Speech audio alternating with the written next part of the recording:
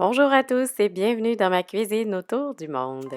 Aujourd'hui, je vous présente ma version d'une recette incontournable de cuisine haïtienne, le riz collé. Allons-y!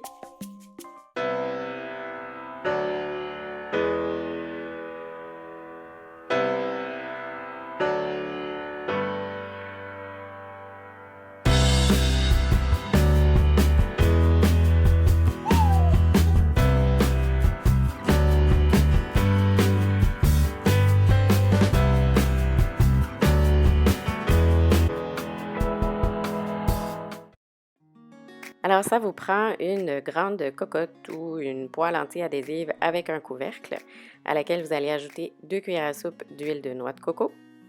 Si vous n'en avez pas, c'est pas grave, mais je trouve que ça ajoute vraiment un bon goût. Puis en plus, ça empêche que l'ingrédient suivant, qui est le beurre, ne brûle trop rapidement.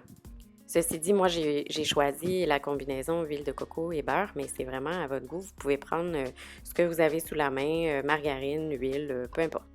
Ensuite, j'ajoute de la pancetta ou des lardons en cubes. Moi, je l'en garde toujours au congélateur, ça me facilite la vie.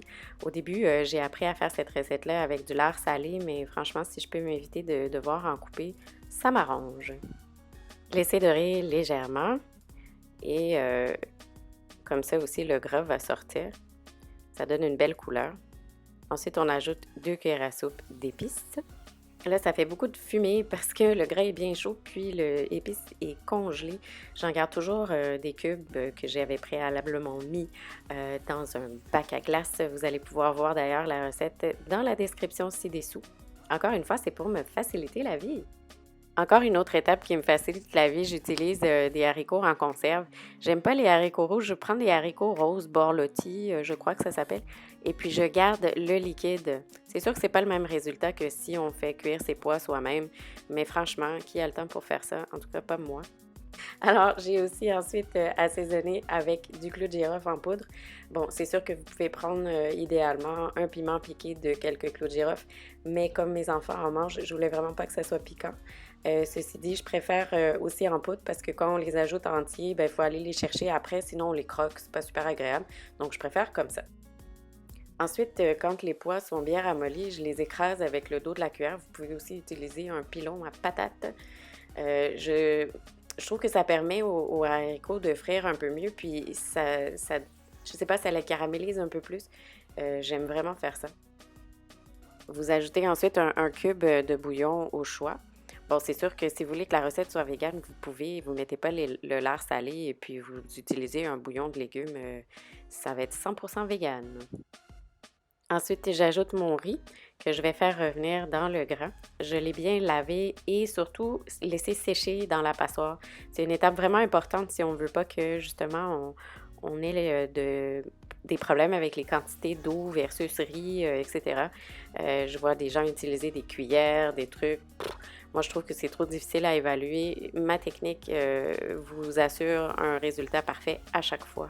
Donc, je fais revenir le riz vraiment un bon petit moment dans la poêle jusqu'à ce que tous les grains aient absorbé le gras.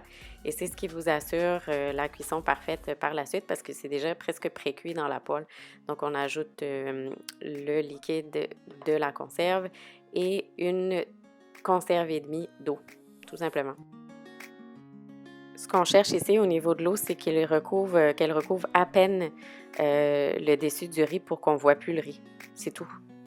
Ensuite, on couvre et on laisse mijoter à feu doux pendant 15 minutes. 15 minutes plus tard, nous avons un riz presque parfait. Là, il faut bien le mélanger pour que toutes les saveurs soient ensemble, un peu décoller le fond, malgré que je sais qu'il y en a qui aiment ça quand c'est grillé, dont moi. Mais avec des poêles anti-adhésives, de toute façon, ça ne le fait pas. Et puis là, on va faire ce qu'on appelle touffer. On repose le couvercle. Il y en a qui mettent des sacs plastiques. De grâce, s'il vous plaît, ne faites pas ça. C'est très toxique. Mettez un couvercle en silicone. Je l'ai déjà essayé. Ça fonctionne très bien. Mais là, laissez le riz reposer à feu éteint, mais vous pouvez le laisser quand même sur le feu pour encore un autre 15 minutes, puis vous allez avoir un riz parfait. Alors voilà, c'est prêt à servir. N'y allez pas avec modération. C'est vraiment un très bon repas si vous voulez le manger seul. Mais évidemment, moi, je le sers en accompagnement. Ici, c'est avec de la dinde. Vous allez pouvoir avoir justement la recette prochainement dans ma prochaine vidéo. Merci de votre écoute et puis n'hésitez pas à liker et vous abonner.